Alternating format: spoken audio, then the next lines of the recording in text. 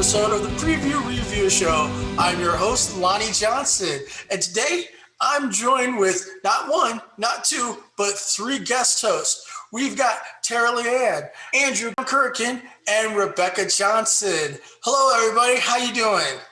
Hello. How's it going? All right, so on the Preview Review Show, what we do is we look at previews of movies that are coming out in the theater or even online and let you know how we feel about them. We give them a rating of 5 stars, how everything's going to go on Rotten Tomatoes, and then where to watch them. This is just so you can get your own honest review from us about what's coming out in the near future. Now, if you could do us a favor, please click on the subscribe, ring that bell so you know when we're doing something, and it'll help us get our numbers up and keep this show going. It really does help out. And with that, let's get a small word from our sponsor before we start into our first movie. I want to say thank you to our sponsor, Sal Baltimore, a premium watch company that is proudly designed and assembled in Baltimore, Maryland, my home state. With attention to detail and quality in every design that pays tribute to the city of Baltimore and its people. A watch you can be proud to wear every day. I myself own the Founders Edition and love to show it off. Go check them out at salbaltimore.com. Move on to our next movie. Our next one is going to be the controversial actor Mel Gibson in The Fatman.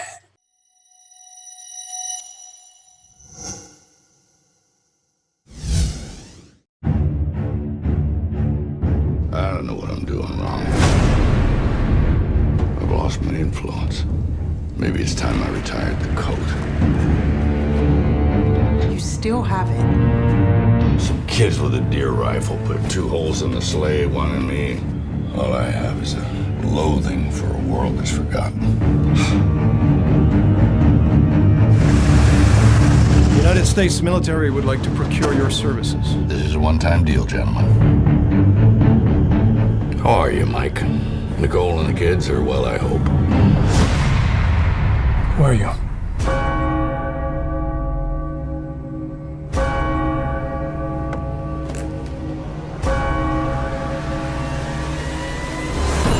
You just lost a big son! Fatman!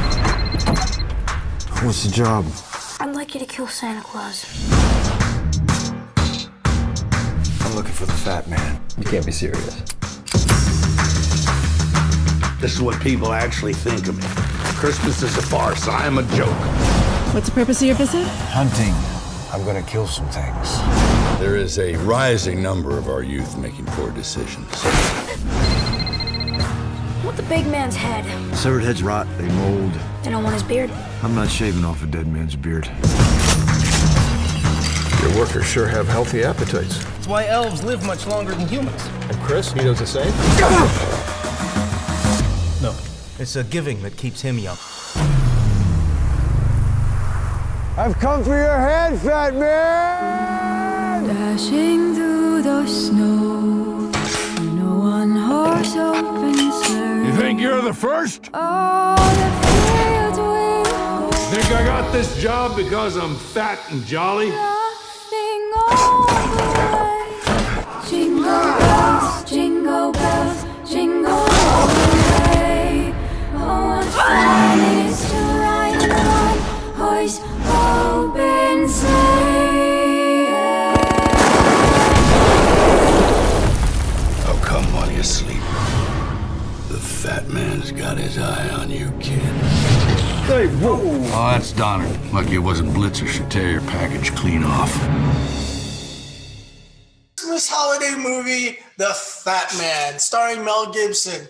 I'm actually really happy to see a realistic Christmas movie kind of getting the whole, like, what if a kid really was pissed off at Santa? What the hell would he do? What would he do to get back at Santa for a lump of coal? Which actually nowadays, if you had a lump of coal, it's pretty expensive. So, you know, you get some money for that.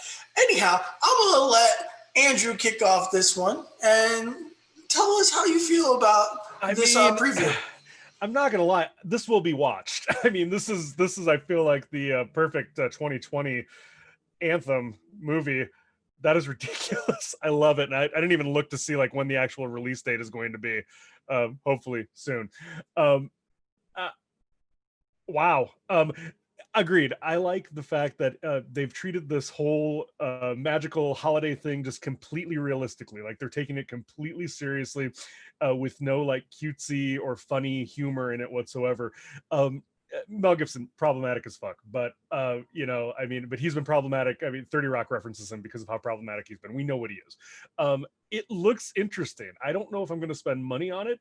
As soon as there's an opportunity to watch it for free, I'm watching it.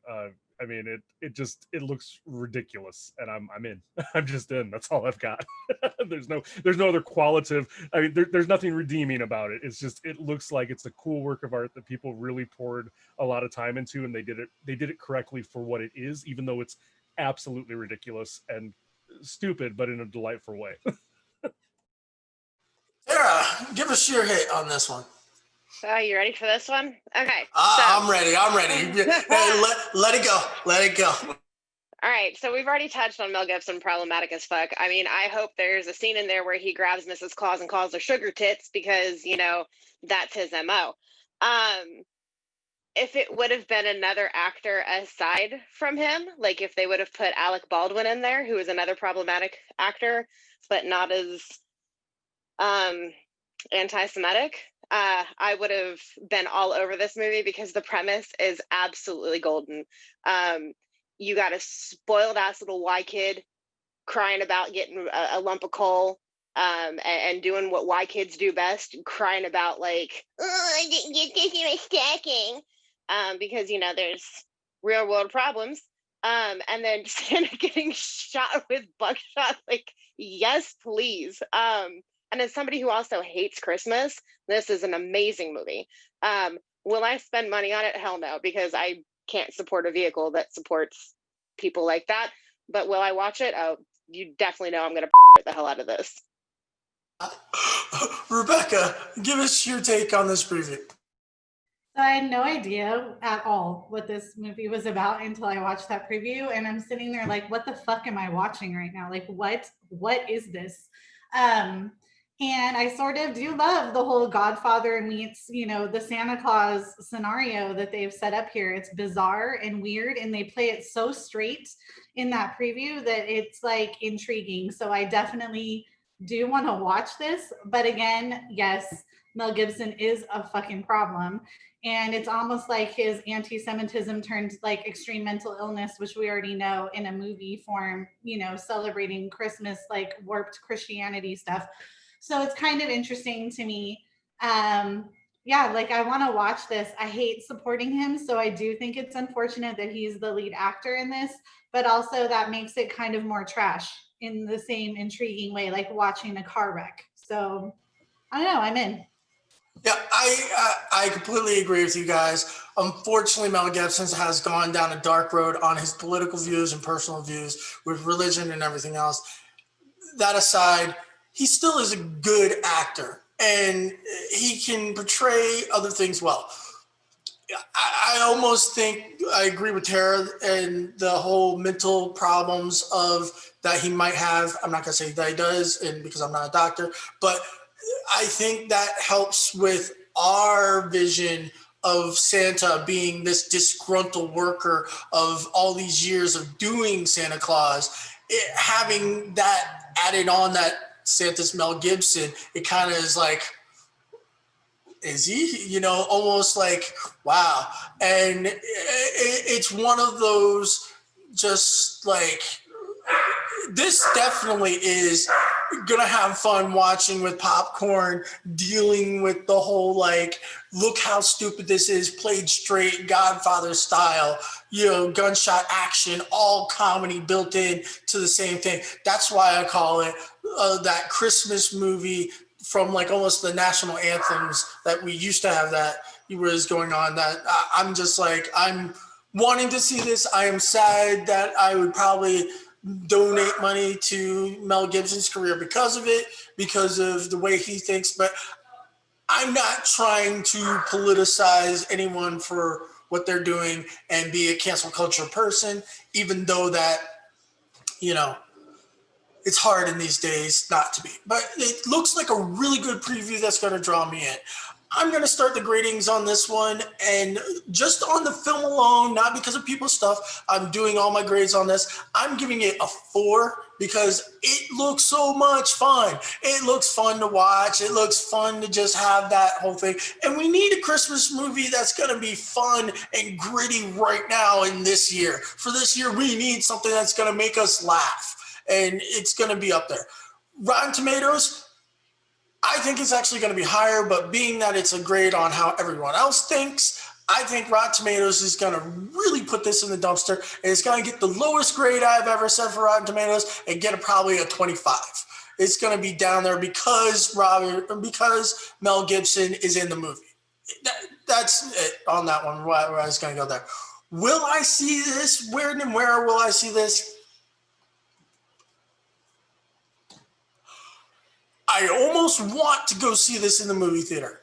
Almost, but I'm definitely waiting until this comes out on Netflix or some kind of streaming, just because it's just not enough for me to pull that $20 out just for me to go see it.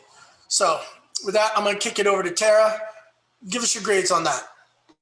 Okay, so this is going to come as a shock. My grade on this is a 4.5.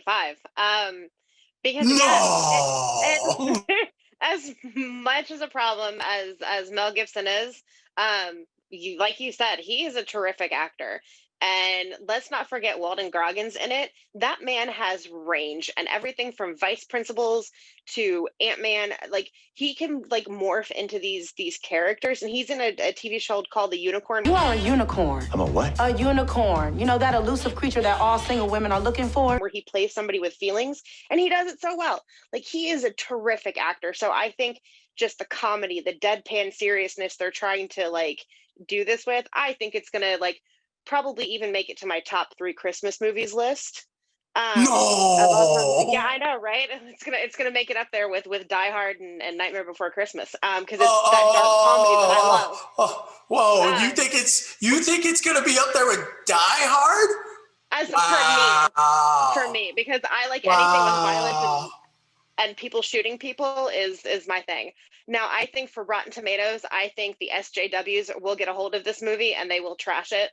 And I think that it's probably, but I'll give it a high rating. It's probably going to hit like a 55, 60, just because I think this appeals to so many people that it's going to get a super high rating for the people that love it. And that, especially that the Lethal Weapon people and the people that can separate the actor from his bullshit. And will I go see it again? I'm not going to dedicate anything out of pocket to people that are problematic like that. But like I said before, I shit out of this movie over and over and over again. Great. That was, wow. That surprised me. I thought you were going to go the other way. Rebekah, give us your grades on this one. Sure. The preview for me is a solid 4. I was super intrigued and surprised by everything that I saw when I was watching that, and it definitely made me want to watch it. I think the Rotten Tomatoes score will be a little generous, actually, because if the movie itself is good, I think critics will be kind to it and they will praise it for its unusual tone. So I think it'll probably end up in a 65, 70 range. The audience score may be lower, but that's my score for what the critics will give it. And where will I see this? Like, not in theaters, because with my luck, supporting Mel Gibson with money like that, I'll end up getting the Rona. But probably, like, I would spend a couple bucks maybe on Google to like rent it for $2 or $3 or something. So I want to see it enough that I would spend the smallest amount of money possible. But if I could get it for free, I probably would, honestly. I'm nowhere related to that woman whatsoever. Andrew. Well, I mean, come on. Mel Gibson has to upgrade his sex dungeon every so often. We know this, on his private island, you know, so wow. I get it. 30 Rock, pulling deep. Sorry. But no, so actually, a solid 4.5 on this preview. Cinematically, it is done right. It is done well, you know, and you know, it's I gotta give him respect for that. It looks beautiful. The kid, the actor, I don't like him already, just like the way he acts and stuff. I feel like there has to be better kids out there. But mass respect that Isham and Ian Nelms, I mean, they are kind of breakouts, right? Like they've had really good festival, success, but never a big thing. So that someone like Mel Gibson would throw down money for him, even if it's a vanity project. All right, props. Rotten Tomatoes, I think, is going to be firmly in the 40 to 50 there. It's going to be a love to hate, it's going to be a love to hate. As for becoming a Christmas movie for me, I would put it like on par with the Bob's Burgers Work Hard or Die Trying Girl interpretation of Die Hard. I don't think it's going to be a mainstay, but it's going to be fun. And I'm with Rebekah. I'm going to spend a few bucks on a platform to watch it. Probably not going to go out and do it. But yeah, I'm in. It looks fun. It looks ridiculous. And like you said, this is what we need right now.